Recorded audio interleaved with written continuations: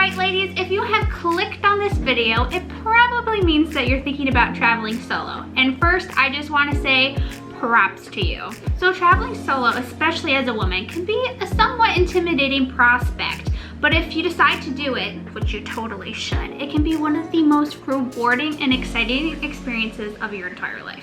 I've traveled solo to multiple countries across Asia, Europe, and North America, all by myself since the age of 16. And I'm just here to tell you that you can do it too. And I know that it is easier said than done. I've made plenty of mistakes and had to learn things the hard way, but I'm hoping that with these tips, you will feel more confident, prepared, and safer to travel the world by yourself. So without further ado, here are my top 7 tips on how to travel solo as a woman.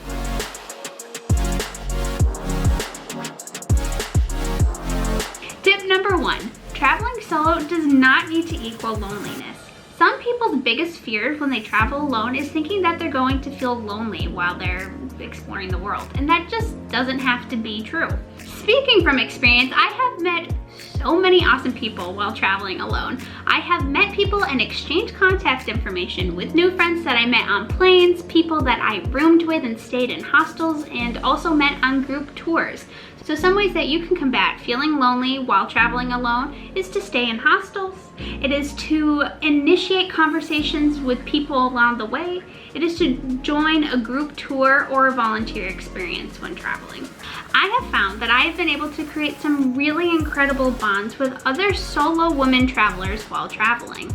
So for example, when I was living and working in China, I had the opportunity to meet several other women that also traveled by themselves to the country to teach. We might live drastically different lives back at home, but because we have this shared experience of traveling together as solo women, I feel like there will forever be this deep respect and understanding of one another because of that incredible shared experience. Tip number 2, embrace being alone. You are solo traveling, so do that self-guided tour for one. Get a table for one. Read that book, go on that hike, do whatever, and just embrace it. For example, one time I ended up in Iceland by myself, and I ended up having a 3-course free dinner. That's a long story short. I ended up having a 3-course dinner by myself, and I tried really hard to make sure that I didn't check my phone, that I didn't do anything except just be in the moment. Was it a little odd? Yes, but it was also weirdly really empowering, and so I encourage you to just try and embrace the situation that you're in because it's kind of cool. Tip number 3, pack smart. So the first thing I'm going to tell you right now is make sure that you pack what you can actually carry. So if you have a backpack, make sure that you can actually wear it for long periods of time without too much discomfort for yourself. Or if you have a rolly case, make sure that you can actually lift it above your head if you need to put it into a compartment on a plane or on a bus or whatever. So from experience, I one time had a suitcase that was way too heavy for me, and I got stuck having to carry it up about 12 flights of stairs by myself. And let me tell you, don't do it, because 1, it's super embarrassing, and 2, it just draws the wrong type of attention that you don't need as a solo traveler. Oops. Okay, so the second part of this tip we're going to talk about is safety. So the first thing is documentation. Make sure that you have copies of key documents. So whether it be a copy of your passport, of visas, have backup phone numbers of key people that you need to call for an emergency. Make sure that you have that with you, as well as leave it with a close family or friend that's back at home, just in case they need to email it to you or send it to you. What I do, which I'm a huge fan of, is I have this secret little bra pouch. I don't have it with me, but if you're curious what I'm talking about, I've put a link down below in the description. But what you do is I put like an extra credit card, some cash, the copy of my passport in this little bra pouch, and then it just like hooks in between my like bra strap right in the center or to the side, and you're just set for the day. For me, it like really helps just to have that key information on me at all times, but I barely even notice that I'm wearing it, so I feel like I can just go out and enjoy the rest of my day without worrying about that potential of those key documents getting lost or stolen or whatever. It's important to be prepared for anything, because in the end, you are responsible for you. But that doesn't mean that you should be so worried about it and constantly thinking about things getting stolen or bad things happening. Just put some safety measures into place for you so that you can feel safer and more confident while you're traveling, and then you can just get on with the fun stuff. Tip number 4, research your destination ahead of time. It's important to do some research on a country's culture before you go so that you can become aware of what is acceptable and maybe not so acceptable in their society. You might find in some destinations that you to be more modest in what you wear when you're out in public, or you might also find that it's just not safe to be out late at night as a woman, so keep that stuff in mind. For example, when I traveled to Sri Lanka by myself, I went from the US to France to India to Sri Lanka. Now I found the flight that made most sense, that was most affordable to me, but for some reason I didn't consider the fact that the last leg of the trip from Mumbai, India to Colombo, Sri Lanka, that it was going to be a red-eye flight. So when I arrived there at like 12:30, 1 o'clock in the morning or whatever it is, I was the only woman on the entire flight and I was very aware of it. I didn't actually arrive into Sri Lanka until 5 a.m. or so in the morning, and I found out when I got there that women should actually not be out by themselves after dusk. So that's something I would have avoided if I had done better research ahead of time. So, moral of the story is just because something is cheap, make sure you put your safety first before you book that flight, that train, or that bus ride. This leads me to tip number 5, which is to use common sense to avoid weird and bad situations.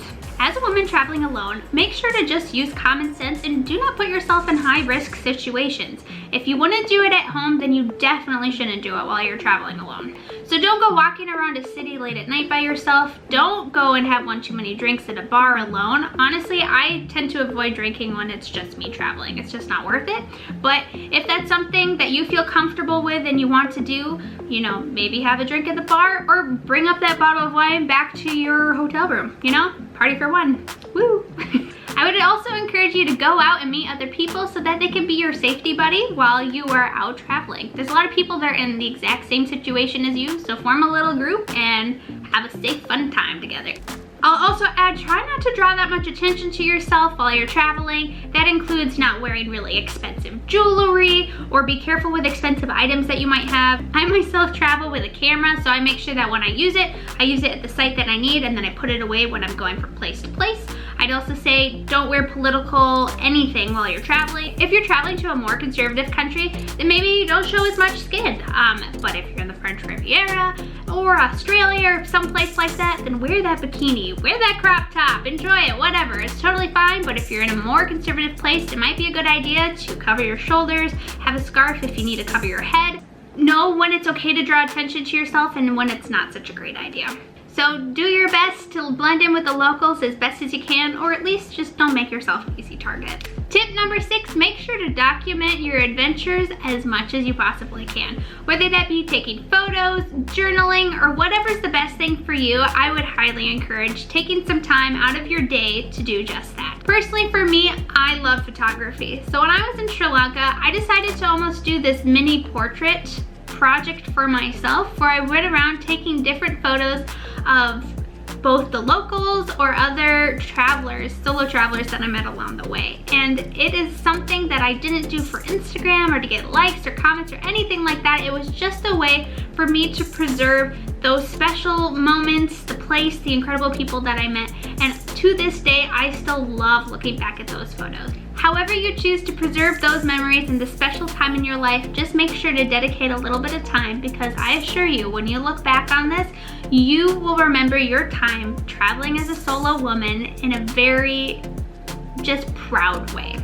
And finally, the last tip is tip number 7 is be confident and have a blast. Honestly, I feel like the whole point of this video is to say that you can travel, you can do it. So go out, inspire yourself, inspire other women, and have a freaking blast.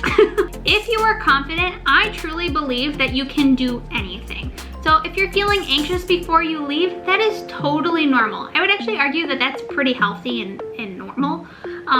But once you get there, I assure you that some of that anxiety will turn into adrenaline, and you will slowly just merge into the experience and feel like you can absolutely take on the world. So that wraps up my tips for the day. If you have any questions, please feel free to put them down in the comment section. I will be more than happy to answer them. If you like this video, make sure to give it a thumbs up. And if you're interested, please consider subscribing to our channel for more videos just like this. And with that, I'll see you in the next video. Bye!